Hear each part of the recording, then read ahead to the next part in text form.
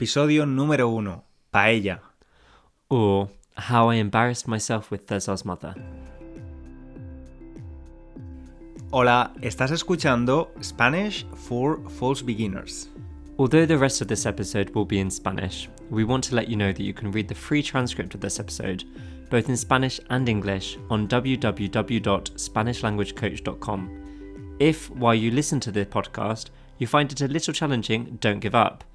Go and read along with the transcript online. En esa misma página web también vas a poder memorizar las flashcards de vocabulario para aprender las nuevas palabras que vas a escuchar en el episodio. Mi nombre es César, soy profesor de español de España y en este podcast vamos a ayudarte a aprender español si eres un false beginner o, en español, un falso principiante. Quizás hables o hayas estudiado otro idioma europeo o incluso estudiaste el español, pero hace unos años. O quizás simplemente entiendes muy bien ya, pero el resultado es el mismo. Los podcasts para los principiantes te parecen demasiado fáciles y quieres un reto, a challenge. Pues aquí está. Ya tengo otro podcast para estudiantes de nivel intermedio, por si te interesa. Se llama Intermediate Spanish Podcast. En esta nueva aventura no estoy solo. Estoy acompañado por el inglés. ¿Cómo estás? Estoy muy bien, César. Gracias. ¿Qué tal tú? Estoy genial. Muy contento de comenzar este podcast contigo, la verdad. Creo que tenemos que decirle a la persona que nos escucha quién eres y por qué puedes ayudarle a aprender y a mejorar su español. Bueno, yo también soy profesor como tú, César. Soy profesor de idiomas también, aunque no el español. Además, también me gusta aprender idiomas. Soy inglés, como se nota en mi acento, y empecé a aprender español hace algunos años. Me gusta mucho el idioma y espero que mi experiencia y los errores que he cometido pueden ayudar a otros estudiantes como yo.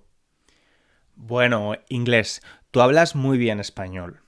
Tú no eres un false beginner, eres un estudiante avanzado. Pero cuéntame, ¿por qué no nos dices tu nombre real? Soy un poco tímido, la verdad. Creo que prefiero que me llames al inglés por el momento. Quiero guardar mi anonimato. ¡Qué misterioso! Bueno, inglés, hoy hemos venido a hablar de la paella y de lo que pasó cuando conociste a mi madre. El inglés y yo somos novios, es decir, tenemos una relación sentimental y vivimos juntos en Londres, en Inglaterra. Hace 5 años viajamos a España y el inglés conoció a mi familia. Para una ocasión tan especial, mi madre cocinó paella. Yo soy de Valencia, la región de España donde el plato más típico es la paella valenciana. ¿Recuerdas la receta de la paella? Sí, la recuerdo. La verdad es que estaba muy sorprendido cuando vi la paella que había cocinado tu madre. En mi mente, la paella española era arroz con marisco. El marisco son los animales que comemos del mar. Pero esa paella que vi en la mesa era algo muy diferente. Muchas personas se sorprenden cuando descubren la receta original de la paella, la receta tradicional. Cuéntanos, ¿qué llevaba la paella? ¿Qué ingredientes llevaba?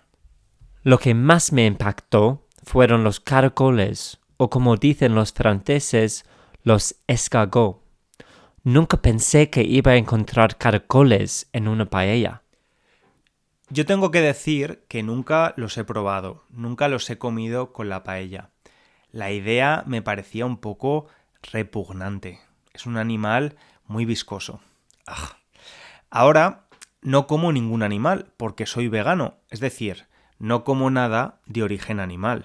¿Por qué los veganos siempre tenéis que decir que sois veganos, César? ¡Qué tonto eres!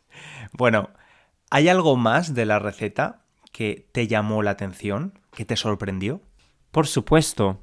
también aluciné cuando tu madre me dijo que había 3 tipos de carne en la paella. Pollo, which is chicken, conejo, rabbit, y pato, which is duck. El conejo es otro animal que nunca he comido, que nunca he probado. A los españoles les gusta mucho. ¿Es frecuente comerlo en Reino Unido? Creo que puedes encontrarlo en alguna tienda especializada, pero definitivamente no es frecuente comerlo. No lo vas a encontrar en Tesco Express, por ejemplo. Ok, vale. Y bueno, ese día en el que conociste a mi familia, no solo aprendiste sobre la receta original de la paella, sino que también aprendiste una regla o una norma no escrita sobre la cultura española, ¿verdad? Así es. ¿Qué pasó? Bueno, básicamente comí mucho, demasiado. Tu madre me sirvió un plato de paella muy grande. Lo comí y lo terminé como un buen inglés educado. Lo comí todo. Ella, naturalmente, me preguntó si me había gustado y dije que sí. Me preguntó si quería más cantidad de paella y yo no sabía qué decir. Pero si estabas lleno, tenías que haber dicho que no querías mucho más, que habías comido suficiente y que estabas lleno. Cuando queremos pedir algo a alguien y ser educados, podemos usar la fórmula ¿podrías más un verbo? Por ejemplo, ¿podrías ponerme o servirme un poquito más de comida? No mucho, por favor. O ¿podrías pasarme el pan, por favor? O ¿podrías decirme dónde está esa calle, por favor? Lo sé, bueno, lo sé ahora, pero en ese momento no quería parecer mal educado. Fue la primera vez que veía a tu madre. Pensaba que decir no a su oferta era mal educado y quería gustarle a tu madre. Así que dije que sí, y ella me sirvió otro plato entero. Y lo terminé. Y en ese momento me empezaba a doler el estómago. Y ella me preguntó otra vez si quería más. Ay, Dios mío. ¿Y qué dijiste? Pues le dije que sí, pero obviamente dije que solo quería un poco más, que solo tenía espacio para un poquito más. Y de nuevo me sirvió otro plato. Yo estaba muy lleno, así que tuve que decir que no. Estaba muy lleno, iba a explotar. Bueno, ahora ya lo sabes, pero España tiene una cultura bastante directa. Los británicos habláis de una forma más indirecta, pero los españoles no. Está bien si dices que no quieres comer más, porque en caso contrario van a continuar ofreciéndote comida, como ya sabes. Yo soy muy español en ese aspecto. Si cocino algo para invitados, tengo miedo de que tengan hambre, así que les ofrezco constantemente más y más comida. Sí, estoy de acuerdo. Ya he aprendido mi lección. Por cierto, hablando de esto, me he acordado de lo que hay que hacer en China con la comida. Viví en China unos meses y aparentemente es de buena educación dejar en el plato un poco de comida.